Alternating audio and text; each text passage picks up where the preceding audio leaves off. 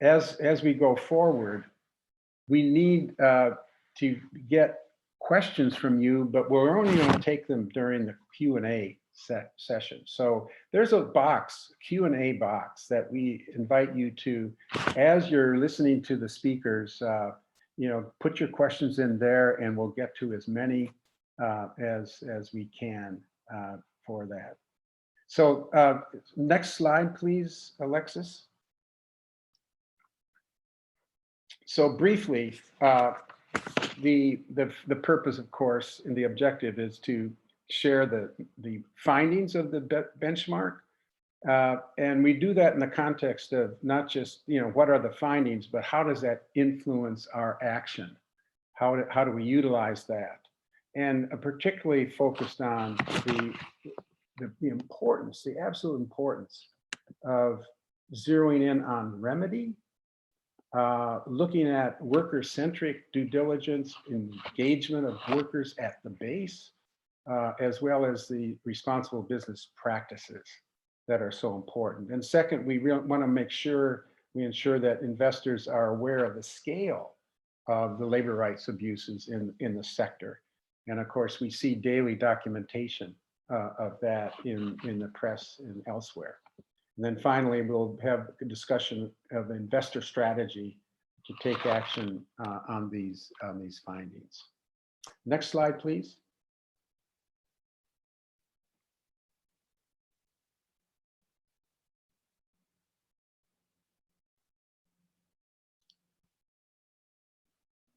Next slide. Thanks. So here, I just want to briefly introduce our panelists, and it's really wonderful to see this group gathered virtually. Elena Espinoza is the head of the social issues for Principles for Responsible Investment of the UN, an organization that we work with a lot and really appreciate engaging with UNPRI. Felicitas Weber, who has really led the charge, developing and coordinating all the evolution of the KnowTheChain into a really, really excellent resource. So Felicitas is KnowTheChain project director and is a staff member of the Business Human Rights Resource Center. Ineke Zeldenrust is really a marvel. About 30 years ago, working with others, have starting to put together this really excellent international institution where you have over like 140 organizations. It's just really a great colleague of ICCR, as well as so many other organizations, because you're working directly with workers. And Ineke is the international coordinator of the Clean Clothes Campaign. And then finally, Julie Tanner. Julie is the managing director of the Social Responsible Investing at Christian Brothers Investment Services. She's on the leadership team of the Human Trafficking Worker Rights Group. She's on the board of ICCR. She's on also the advisory council of the Investor Alliance for Human Rights, among other things. But I do want to welcome each of you. And now let's turn to you, Elena, for your remarks. Thank you. No worries. Thank you so much, David. I'm very glad to be here during this webinar. So I'm just gonna come to you with a very short remarks and just explain why us as the PRI are supporting this initiative. But first, a little bit on the work that we are doing in terms of human rights in general. I mean, even though the PRI has been working on human rights for quite a long time, it was last year when we finally published our developed framework for investors to work on human rights. And this is based on the UN guiding principles, and we are shifting our messaging as well to make investors, to understand that they have a responsibility to respect human rights, and that's independent of the state's duty to protect human rights, and also to get them to think about the risk to people and not just necessarily the risk to business, even though these things in many cases overlap. But when we talk about human rights and when we talk about the work like KnowTheChain does, it's about the workers' rights, it's about the people that is affected. And this is something that this is a shift in messaging and it's very important. In terms of what we will do more practically, I mean, we are working with several partners and we're working internally to then figure out a program of work that would include a big collaborative engagement and try to bring human rights to the same level as climate change. So that's one of our ambitions, and also work on data and make sure that we come to a consensus in terms of what kind of data companies should provide on these different issues. And this is why it's very important, our relationship with ICCR and KnowTheChain and the Resource Center as well, because obviously together we can bring that consensus and the standard for both companies and investors to work on these issues as well. And then also promote policy measures that enable investors and investees to work on human rights. And our support for this program is very important, and we've been supporting it since 2019. And also as we finish our own engagement on labor practices in agricultural supply chains, in a way, we were happy to end that engagement because we felt that KnowTheChain was the perfect continuation of that engagement and that project. And that's why we keep engaged and invested in this. And we are very glad to see more of our signatories joining as well and working on this issue. And then again, in terms of what would that mean for our work on supply chains? Well, as I mentioned, I mean, given that we're talking about human rights, obviously work in supply chains will be central to that. And if we think about more specific projects that we're working within the PRI, when we think about diversity, equity, and inclusion, in our framework for action, we do have a section called inclusive business models, in which we will look at diversity, equity, and inclusion in supply chains for companies. And then also we have the decent work program, which of course will have a great impact on how investors and companies work in supply chains and guarantee decent work for everyone. And then recently as well, we were supporting the Fair Food program, and we had an event on that particular ambition and activity. And I know Felicitas will touch on this on her own presentation, but it's also showing the importance of having a work-centric approach. And this is a program that demonstrates exactly that. How an initiative led by workers actually managed to increase and improve their conditions, and also thinking of how you include workers' voice in the process of identifying these issues and working in these issues as well, because as we know, audits can be quite short-sighted and not necessarily cover all the issues. But when you bring workers into that conversation, then you start basically discovering a myriad of issues and solutions to these issues as well that you might not have think about. So definitely this is very close to our heart, and we're very excited to keep showing support and keep this relationship going. And I'm going to stop there because obviously the main content is what comes next. I hope you enjoy the rest of the presentations, and I'm happy to answer any questions from our side later on. Well, excellent, Elena. Thanks so much. And we very much appreciate your participation in this initiative around the apparel footwear sector, which is one sector that is glaringly in need of a whole range of issues, partly because of the shutdown and partly because of the way in which supply chains have worked. And PRI brings to the table investors that we have worked with and some new investors. So it's a very, very wonderful partnership. Thank you. So let's turn to you, Felicitas, and get a kind of a synopsis of what the learnings were this year. And I just have to say that, you know, if we look at that first report in the apparel footwear, you know, with the 7 themes, that was very, very important. But I think the depth and the rigor of the analysis and trying to get information from public sources, of course, and companies can provide that as well.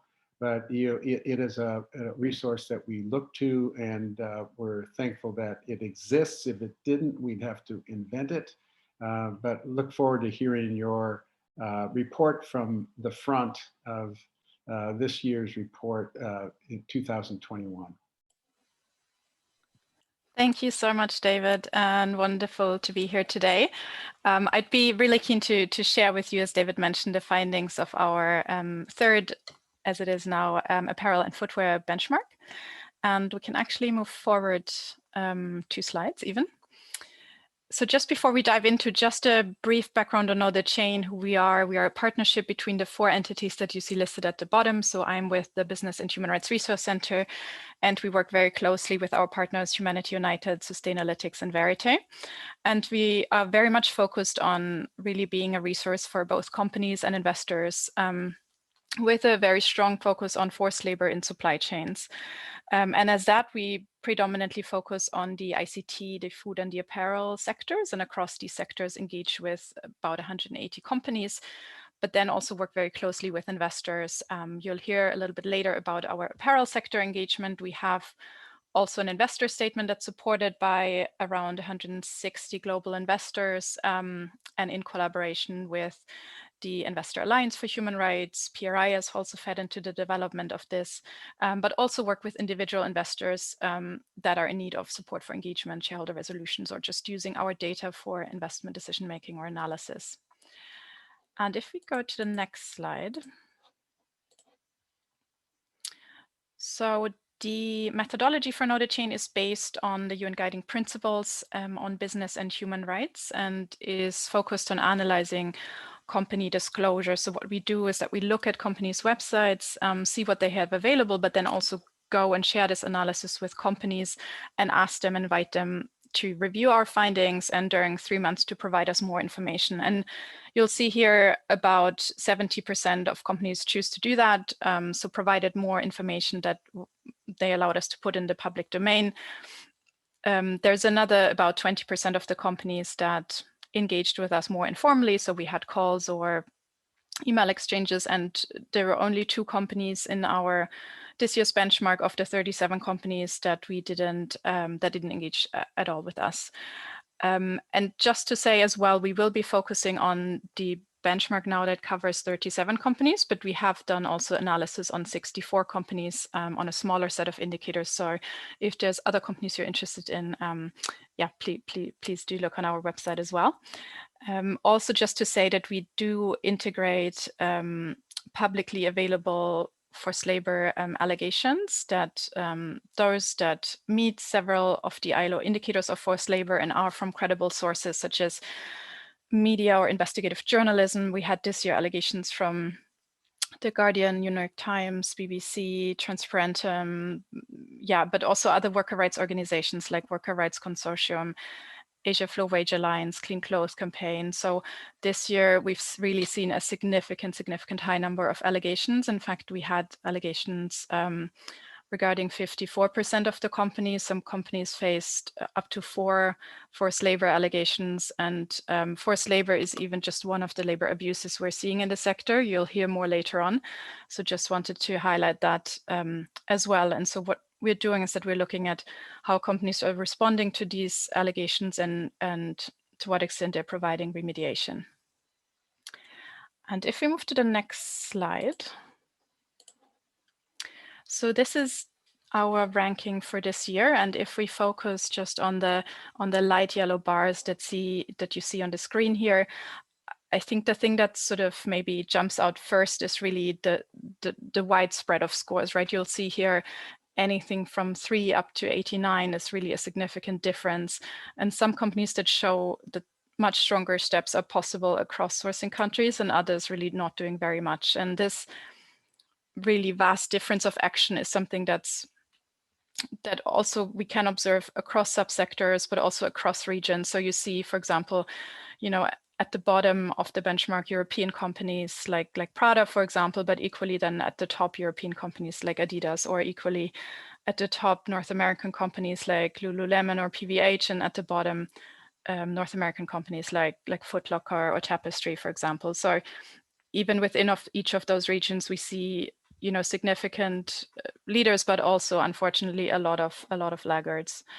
One of the things that was really quite striking for us as well, we as I mentioned, we focus on forced labor in supply chain risks. We don't even yet look at whether companies pay living wages, whether they are able to achieve gender equality, etc. And even though we're just looking at one of the worst forms of exploitation, you know, the average score was just 41 out of 100. So there's a number of companies that didn't even meet the sort of 50% mark here.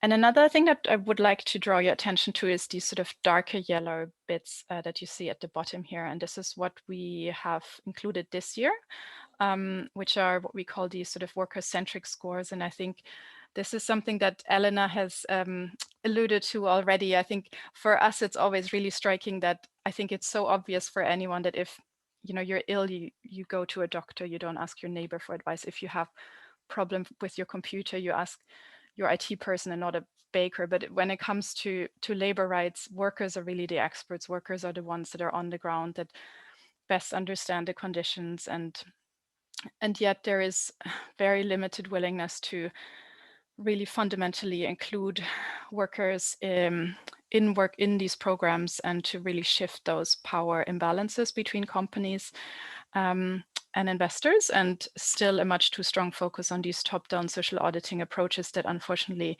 quite often fail to detect labor rights abuses.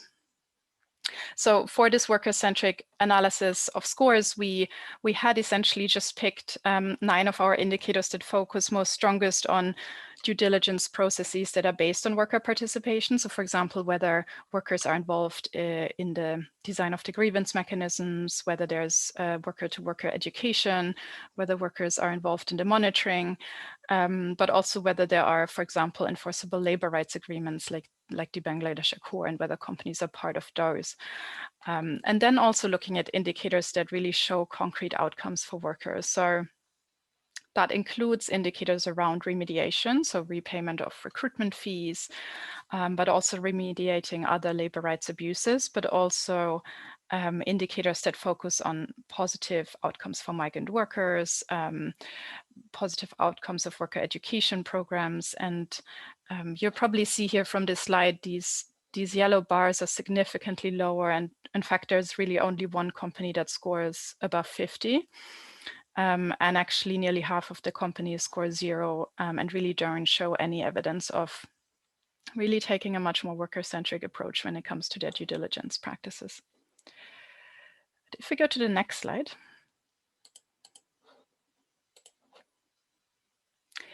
So one of the nice things of doing these every 2 years is that obviously we can see what changes over time. I think it has been really positive that for the first time, actually, in 9 benchmarks, no company scores 0. Even though the scores are still low, we've also seen that all companies improved, at least a little bit. I think around a fifth of the companies really showed just more minimal policy level improvements, but we have seen improvements.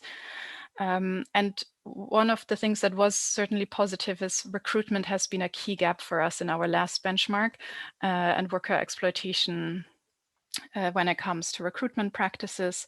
And here we've really seen the strongest improvements in terms of more companies showing that they have policies in place, but then also more companies disclosing how they remediate those fees to workers and how they support responsible recruitment in their supply chains.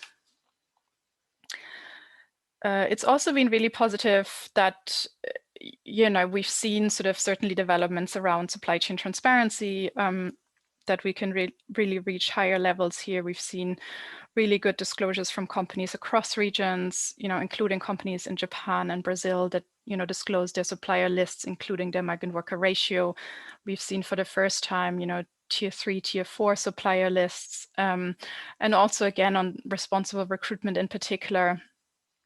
We are now seeing much more evidence of companies that disclose what they're doing across sourcing countries and really in different countries and in different recruitment corridors, rather than just having sort of one pilot project to which their efforts are limited. And if we move to the next slide. So I've just shown you the sort of glass more half full side, and unfortunately there's a lot of evidence for the glass half empty side, I am afraid, and I think Ineke will speak to that as well. I think there are obviously some companies that their improvements are just fairly minimal and they really score still hugely low, such as Prada, for example, but also sector-wide, I think just the speed of improvements that we would like to see is just really not there. And also company scores just remain low in the areas that matter most. For example, we're seeing a lack of improvements when it comes to remedy, when it comes to purchasing practices. We're seeing very low worker-centric scores I was sharing before, but also we're seeing a significant policy practice gap. And so this is something that would really encourage you as well to pay attention when you're talking to companies. So we're seeing, for example, a lot of companies that say that they have a human rights risk assessment in place, but as soon as we ask, well, what are the risks that you identified in different tiers of your supply chains, right? Like there's not that many companies that can give a very substantial answer. Similarly, most companies would tell us that that workers in their supply chains have access to a grievance mechanism, but as soon as we ask, well, how many have workers ever used these mechanisms? What are the types of grievances they raised? And what are some of the remedy outcomes? There's very little information there that really backs up that these processes are actually working and are effective. And if we move to the next slide. So I mentioned a number of these findings before. I think really for us, the fact that there were so many allegations when it comes to forced labor specifically, but also the fact that we're seeing from a number of worker rights organizations reports of wage theft across sourcing countries, companies really should be able to demonstrate concrete remedy outcomes for workers, such as repayment of wages or reimbursement of recruitment fees. But we've really only seen 11% of the companies that we looked at that could give us even just 2 such examples. So I think that's a significant shortcoming in the sector. Luxury brands was also a sector that scored lower than the sort of apparel retail and then footwear companies. And again, I mentioned companies like Prada, for example, that still doesn't even disclose a supplier code that prohibits forced labor. So very sort of baseline aspects that aren't even in place here and something to take note of. If we move to the next slide.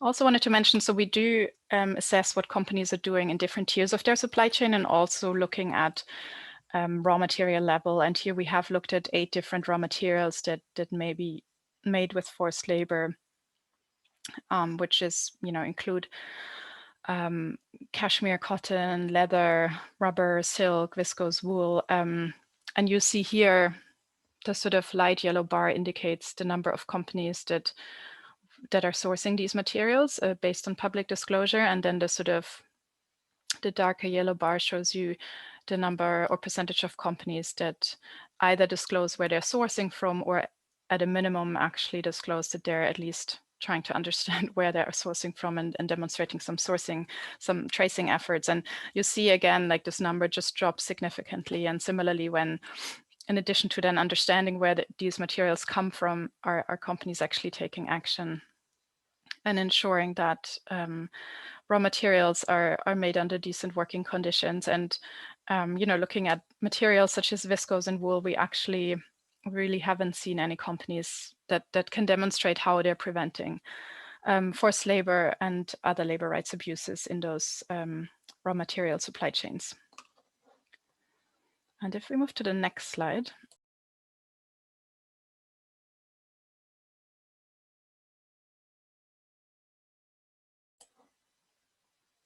Just wanted to highlight, there's so many things to highlight, but wanted to highlight 3 things, which are purchasing practices, worker voice, and remedy, maybe briefly. Just to say again, on purchasing practices, we've seen a significant gap between policies and practices. Again, a number of companies that are talking about how they are working or talking to suppliers to assess the impact of their working conditions, or maybe having internal training. But then when it comes to demonstrating how they actually change their purchasing practices, that's where we typically see companies falling short. And we're just also in our report just highlighting a number of poor purchasing practices that that can lead to aspects such as excessive overhours, abusive working conditions, withholding of wages, and all of these are indicators of forced labor, and really need to be taken very seriously. And we need to really see much more company action, and companies also acknowledging their part of creating conditions that don't allow suppliers to pay their workers. If we move to the next slide. I think this is really just to show you the worker-centric scores on their own, again, really to highlight the gap in companies involving workers in the design and implementation of their programs and addressing these power imbalances that we're seeing. And, you know, among those companies that score 0 here are really also the largest ones in the benchmark. So companies like Amazon, Walmart, LVMH. So I think these really shouldn't have any excuses in terms of resources or otherwise to do more. And if we go to the next slide.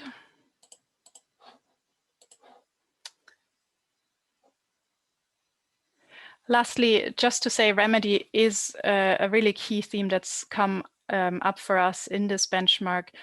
We, as I mentioned, we've seen a very high level of forced labor allegations from partner organization.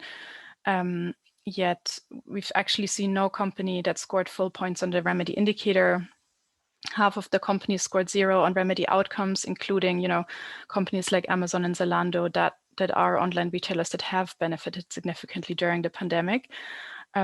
We are only seeing very few companies that demonstrate several remedy outcomes for workers. So this is really a significant gap where we need to see more action from companies. And if with that we can move to the last slide, and then I think I just about make it in time, I hope. So what we really would like to see from investors, therefore, is really using their leverage with portfolio companies to ensure that workers receive remedy, you know, such as reimbursement of recruitment fees, such as repayment of unpaid wages. And also, and you hear more about this later on as well, we need to see support for human rights due diligence resolutions, but also using voting as a mechanism to show that companies need to also respect the S and ESG. And lastly, just looking at engaging with workers and not just taking whatever the company says is sort of the be all end all, but really seeing what information comes from workers and their representatives and taking that forward.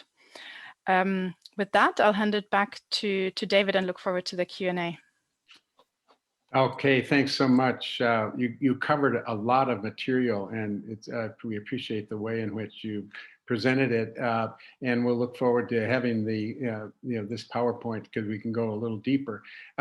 Just a couple of reminders. One, for the Q&A section, please put questions in for the specific panelists or for anyone on the panel. Number 2, we'll be putting in in the chat box some links to resources as we're moving forward. So draw your attention to that as well. Now, Ineke, we look forward to your conversation and your presentation with someone who's been on the front lines, whether it's the Accord on Fire and Building Safety, whether it's the worker-driven social responsibility Clean Clothes campaign has been a real leader, and we appreciate your comments. Thanks. Thank you, David. And yeah, thanks very much for giving us this opportunity and organizing this really important moment, and where we can share a bit what is happening in the sector in the last year directly with this audience who is in such a good position to support the work that we're trying to do. So really very much appreciate ICCR's leadership in this, and yours as well. So if we can move to slides, I've put a few together. So I want to focus today on wage theft, which is the really most crucial issue that's been happening during COVID, and the need for a binding agreement for workers to survive the pandemic. So just really quickly to say a few words on our sector. COVID, of course, is a health crisis.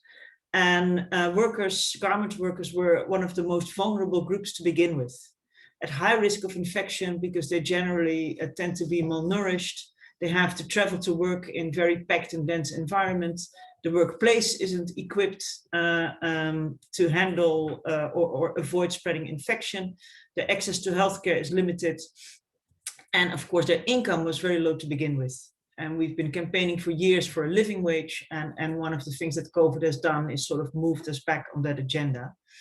And their workforce largely made up of women and migrants who, again, have much restricted access to, vaccines that might be limited available anyway in production countries. So that's the at risk of this health crisis. But what we've seen is that it actually has been really worsened by the economic situation. What we've seen is factories closing down either temporarily or permanently, sometimes due to lack of raw materials, which was happening when the first wave hit China, sometimes due to cuts in orders as the waves hit Europe and the US, and sometimes due to COVID government-imposed lockdowns, as we see second and third waves now hit South Asia. So it's like a really mixed picture, which is far less linear than what some of us in the global north are experiencing. And again, this means that for workers who at the start had almost no social safety net, because they largely are in countries where that doesn't exist, and where only limited measures are taken, they really are now nearing the end of the road, where they are left without income or with only a little income, and where government support typically takes the form of saying to employers, you are allowed to put workers on half-time or on a quarter time. But what that means, of course, for the workers is that if they are on half-time, that other half of the income is not forthcoming. What limited savings they had is already gone.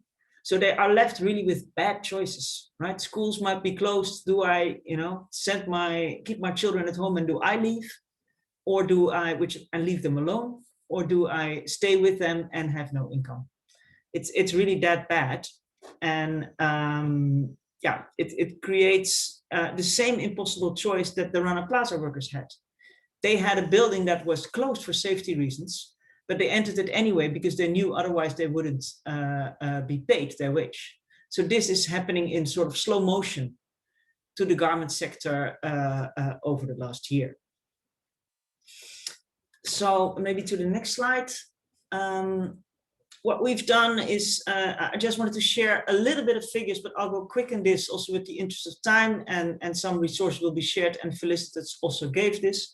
I think we've done a really good job working with other allies in very quickly documenting at least what was happening here, and the wage theft, quantifying it, where the estimate is, between $3 and $5 billion stolen in unpaid wages in the first 3 months of the crisis alone.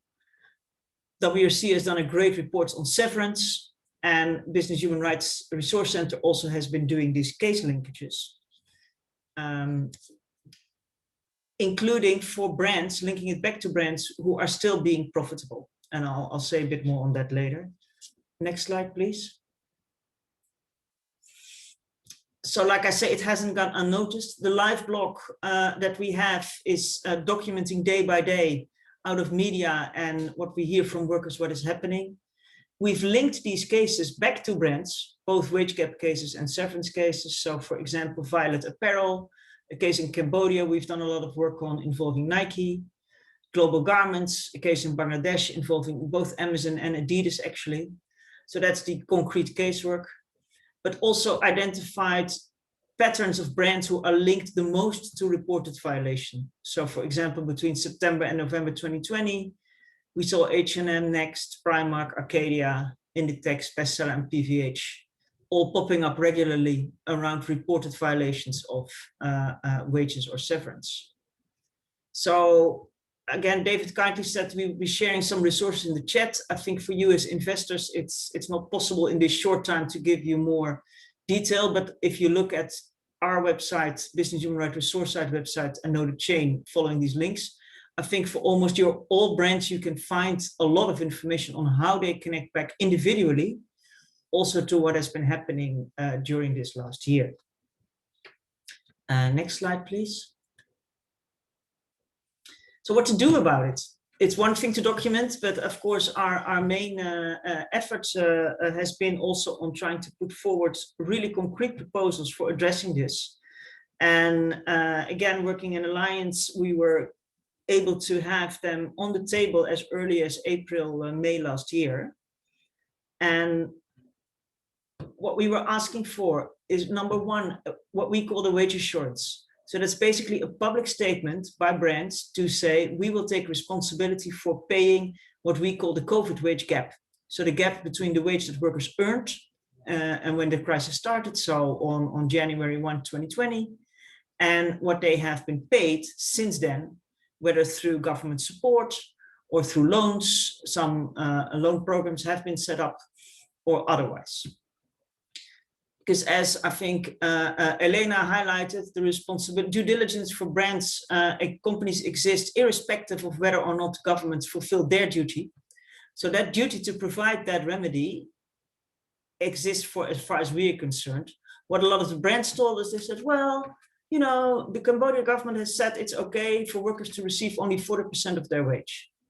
And then we said, no, but that is a support measure for Cambodian employers because you guys cut your orders or they can't export. That is not a reduction of a wage that already was too low to live off to begin with. You have living wage policies, you have compliance by international guidelines policies. That wage gap is yours to take measures on. Doesn't mean you have to single-handedly pay it. You can loan money from the World Bank, you can work with other brands, you can use whatever means you want, but it is your responsibility as supply chain companies. The second thing we called for was a severance guarantee fund. So this is for workers who end up after COVID no longer having a job. And severance typically is a form of a couple of months' wages. And depending on your length of service, in most countries that is the legal obligation. It's really crucial for workers if they are ever to invest in another means of income generation. It's the single biggest sum of money some of them might ever see in their lives that would enable them to start a kiosk, overcome a certain period, find a way to reinvest in their life going forward. And this is, again, the severance cases, there have been many of them over the years, even before COVID. It's very well known by companies that there is no system set up in these countries to deal with severance cases or other social security violations, as we've seen happening. So we felt this is a good opportunity to finally take a more systematic approach on this. And we came with a proposal for setting up a fund. And I'll say a bit more on it in a minute. But importantly, we feel these things need to happen in the form of a legally binding agreement.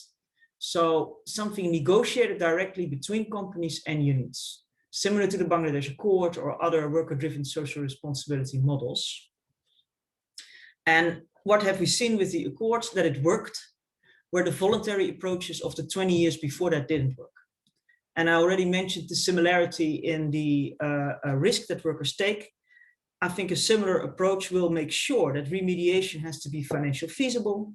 So brands have to pay for the wage gap, full transparency, independent inspection and complaints mechanism for such an agreement in case severance doesn't get paid. And importantly, building in that brands have to end a contract with a supplier that refuses to upgrade. At the same time, the union should be able to take a brand through arbitration if the brand on its side refuses to stick to the terms. So we have that model. It's working. And we wanted to apply it also to this crisis, to have like a COVID accord, if you wish, in addition to a Bangladesh accord. Next slide, please. And I'll hurry up because I think I'm running out of time. Thank you. So these are our proposals put on the table. And we have started a new campaign called Pay Your Workers, Respect Labor Rights. And you see the hashtags up there. It's endorsed by now by over 200 organizations, including ICCR.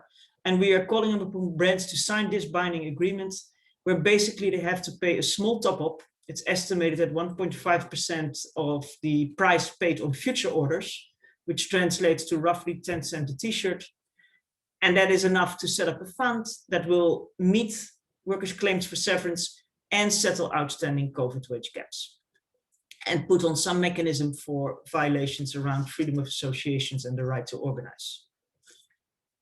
Part of that money also will go to supporting national level social protection systems. It's quite an important aspect of it. Now, we have some big name targets, Nike, Next, and Amazon, but we'll also continue to bring out reports on H&M and Primark. Some are coming up this June. There are softer targets that we hope companies that score high on some of Felicitas' slide, like Adidas or others, will join this. But we really need support in making this happen. Next slide, please. What can you do?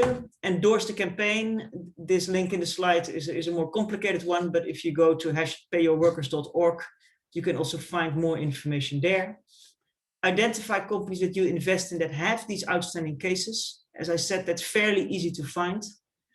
Get these cases settled, the remedy part that previous speaker also highlighted, but also get the companies to sign this legally binding agreement so we can prevent it and we can tackle the breadth of this massive problem. Help us bring in financial consequences towards companies that refuse to do the bullet points above. They don't pay up, they don't sign the agreement.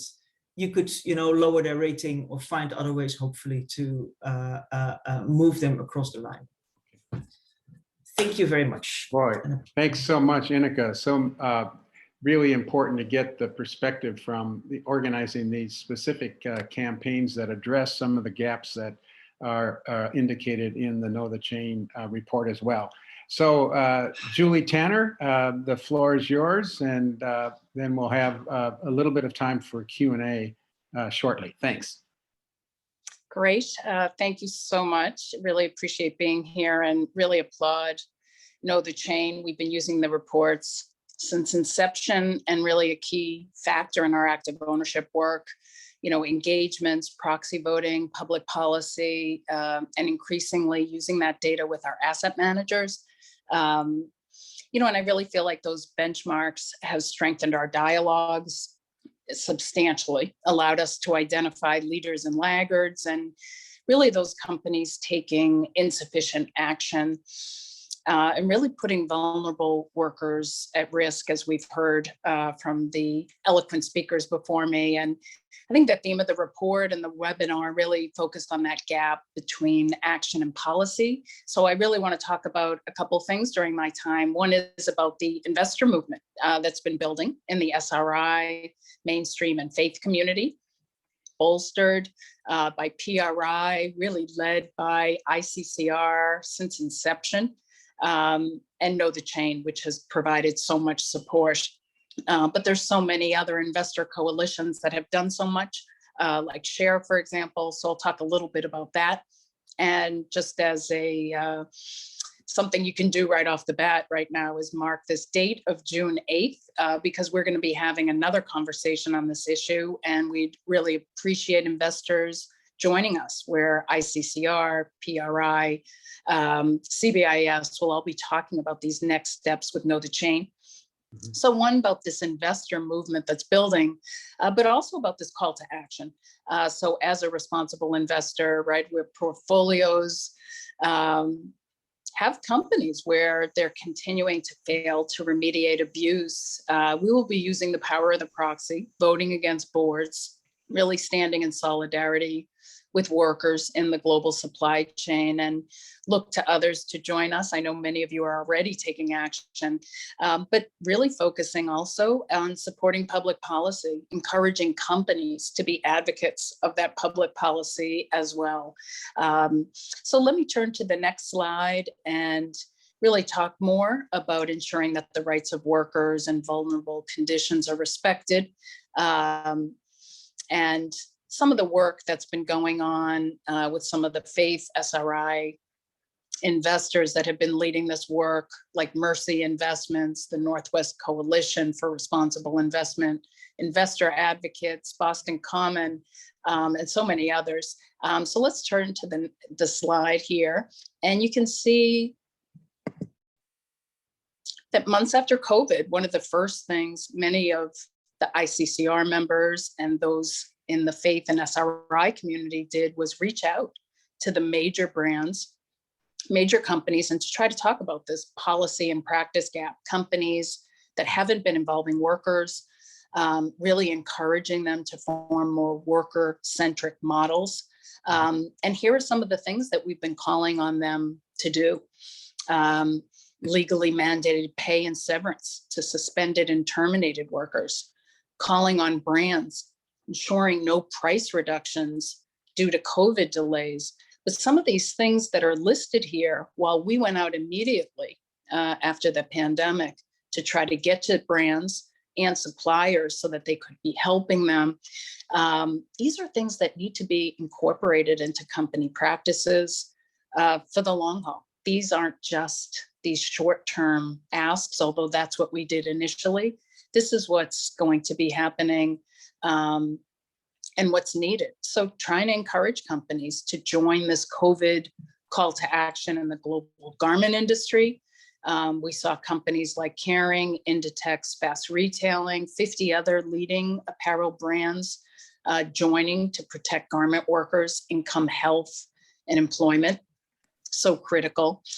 We also asked about XUAR, of course, and some of the companies, of course, may be taking action on some of these issue areas, doing well in some areas, less well in others. I know, for example, we heard from several companies about some of the things that they're doing, but some of it very good, some of it positive, but far too often companies failing to ensure concrete remedy outcomes for workers, like returning passports or reimbursing recruitment fees. And, we've heard from our great colleagues with boots on the ground that workers in the supply chain and, are waiting for legally mandated severance pay. And these are things where we can take action as investors. So let's turn to the next slide and just some of the steps we can talk about and hopefully have a greater discussion here through the Q&A, but also June 8th. When we get together, I hope you'll get in touch with us to try to join that call. But clearly strong governance and boards demonstrating oversight to ensure that ESG practices are followed, upholding human rights, is critical. And I know many of you are taking action. More has to be done. We need to find opportunities to counter negative labor incentives. And so first, and foremost is supporting shareholder proposals. I'm sure some of you have seen from some of the ICCR webinars and this great Proxy handbook that ICCR puts out, that ICCR members filed altogether 250 resolutions at 148 companies in 2021.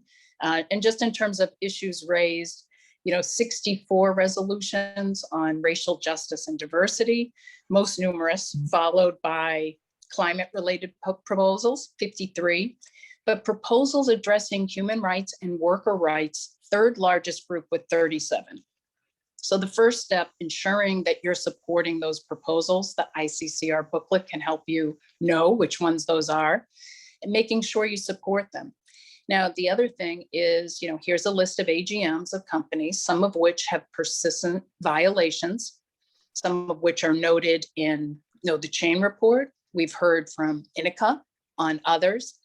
And so here's a list of these AGMs, and here's an opportunity for all of us to register and attend those virtual AGMs, where for many of them, you can submit questions in advance or during.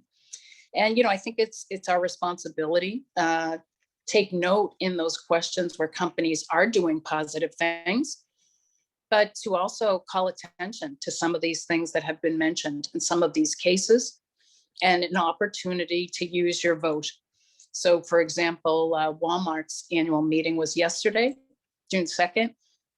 One of the things that had come up, quite interesting, ISS, SRI recommended a vote against the chair because of ongoing violations, including many violations they noted in their write-up for ISS. And we've heard several of them already. We've heard about the Clean Clothes campaign, some failings related to workers in Pakistan, workers in Cambodia, failing to get pay, Salvador garment factory workers. And for those of you that have ISS, these are written up and very eloquent in that write-up. And one question, that we can all do is go back to those proxy advisors, because ISS did not recommend mainstream vote against the chair, but they did recommend SRI investors vote against the chair. So if you do end up voting against the chair, like we did, we'll be following up with a letter and asking the company, letting them know how we voted. But let's turn the page for some other things that we can all do as investors. It's a partial list. In addition to submitting questions and to using your vote and to paying attention to that list of AGMs, and that list of AGMs for the 2020 AGMs, those were provided because in most cases, the 2021 AGMs will be around that same date. So making you aware.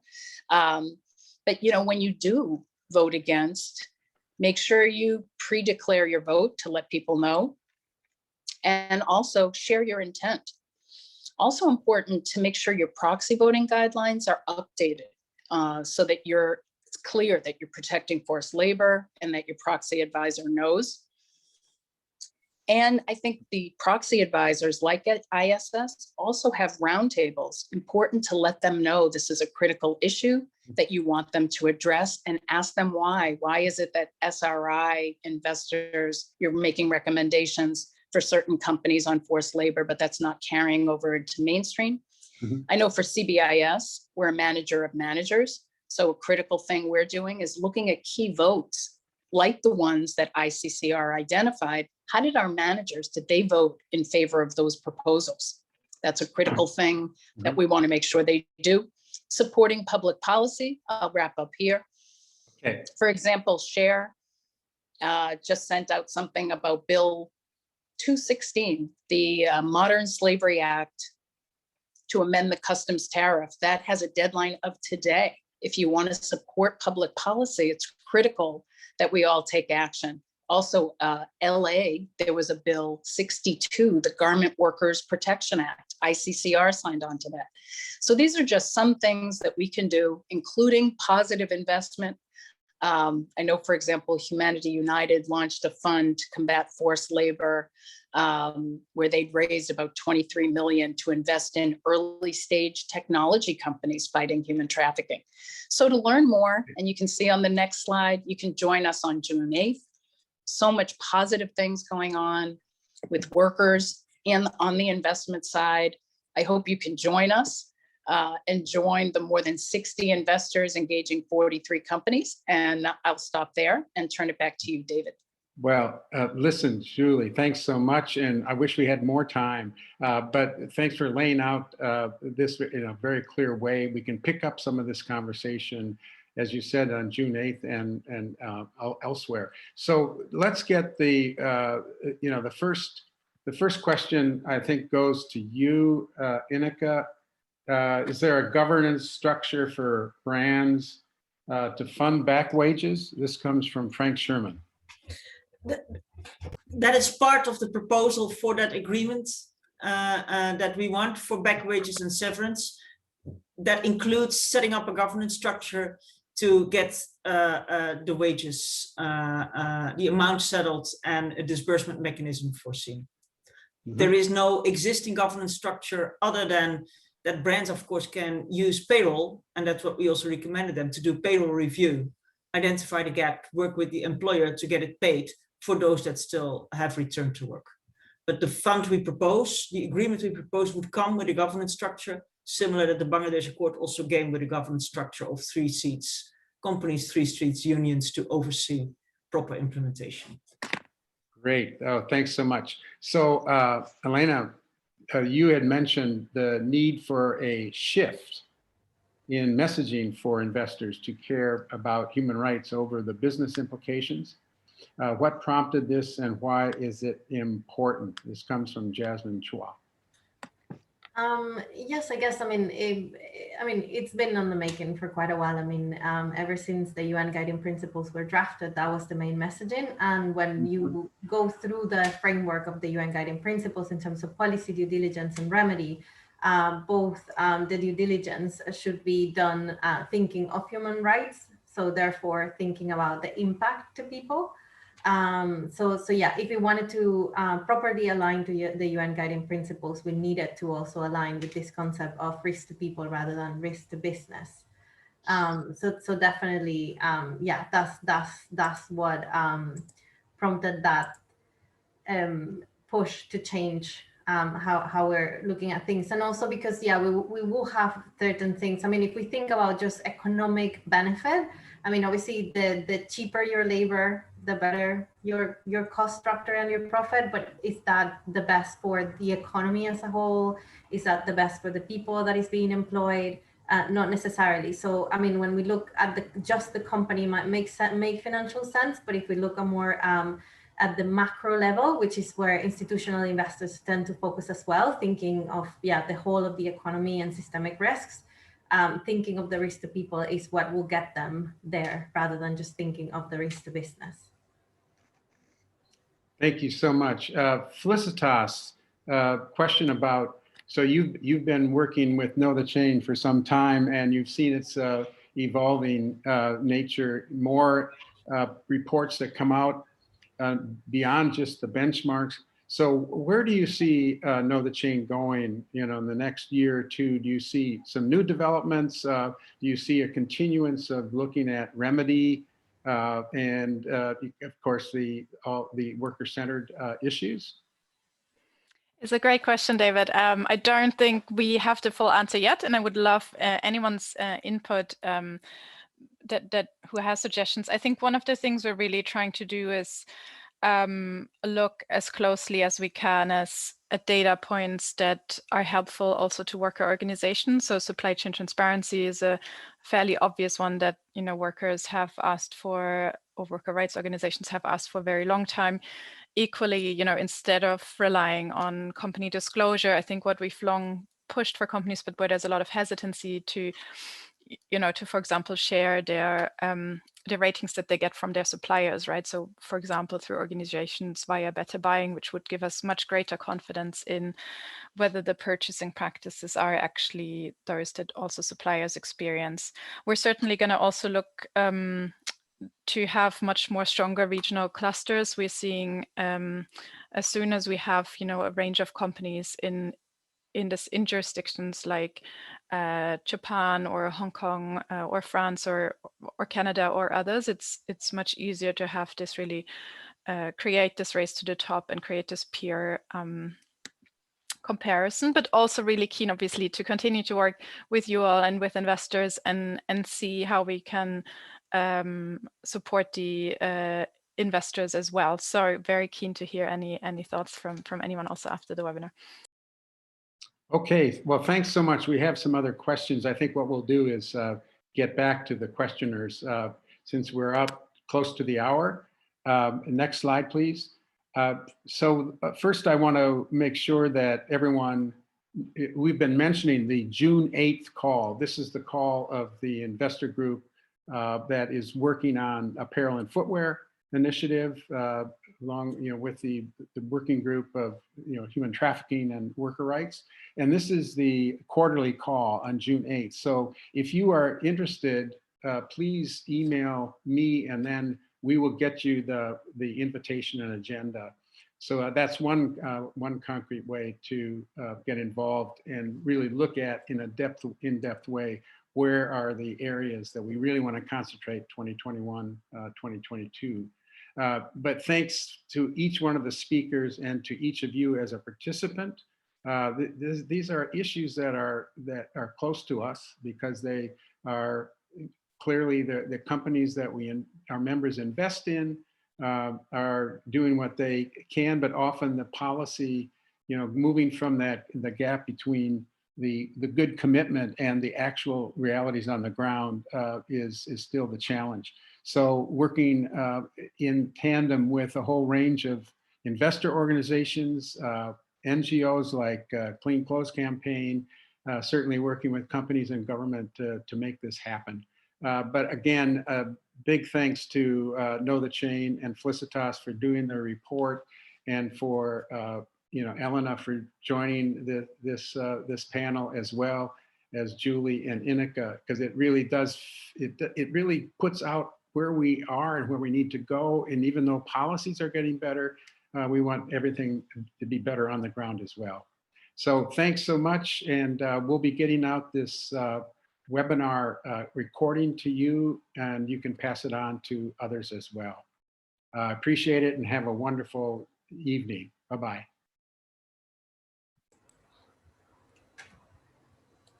Bye, everyone. Bye-bye. Bye, everyone.